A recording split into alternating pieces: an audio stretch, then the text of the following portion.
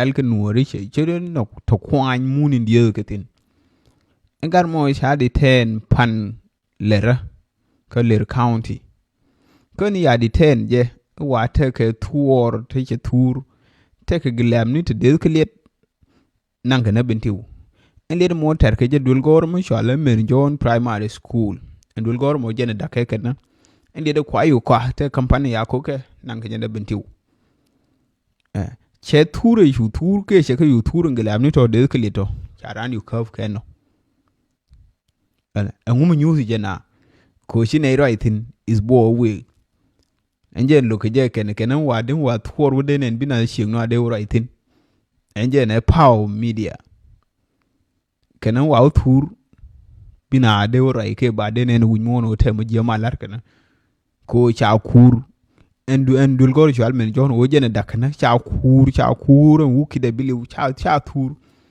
enje ne shi journalism wa a manager ke fm ke ler fm e manager de cha ka ku che tur no cha yu luny ngene cha yu luny en pan kwai le gui e tho chu ja nyuli na te ke mus ga ke nyin kun ga ke jis kun timo bia ling timo bia nen ba yu merke kai ni monyen ku meno ka lien meter ke ne lere nang ke ne bentiu non bentiu town lab unity state mi mo mate cha county nda ni kul balen kamo mo ba le de beter ne lere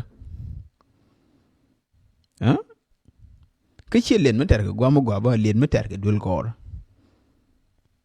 gor mo cha ta da ken dul gor mo tana Emmanuel Jal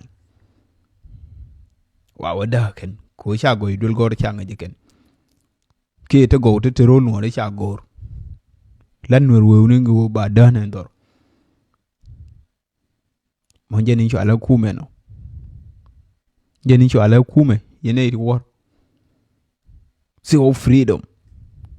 mate mi je malar ka wa chu ja la re bide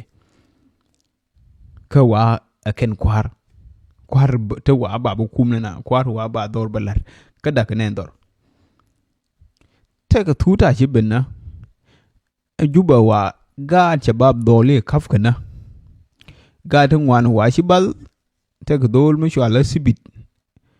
garmo ye tine ni da raw jor te ngana bi wona diok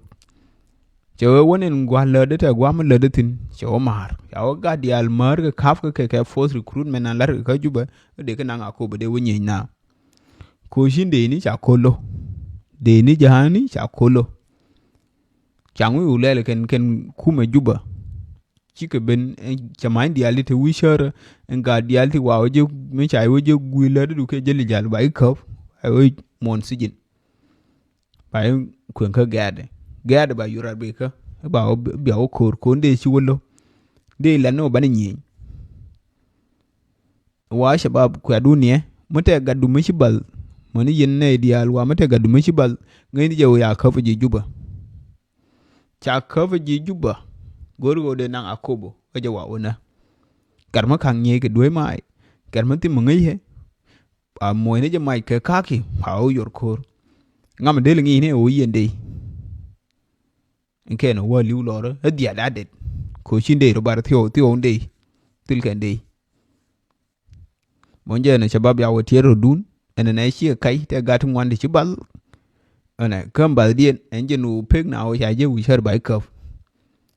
bai nang de force recruitment tira mo palge jin nuore jin jang jin nga ci groitin bai nang monje ni tuono ya wotiero dun ka mata gadu mi bal ngai ni je wa cha ka bangar mata gadu mi shi bal cha ka wangwan nang gatin cha na no ba ka gulba en ga da nang gatin cha na no mi de gadu kulu gwilu jene tin cha nok cha goro bi wan ga den mi nang ka gatin e wanje ni jaro de no ka juba gadial cha tu ka kaf cha wo dol ni dun jal gwa witin ni ro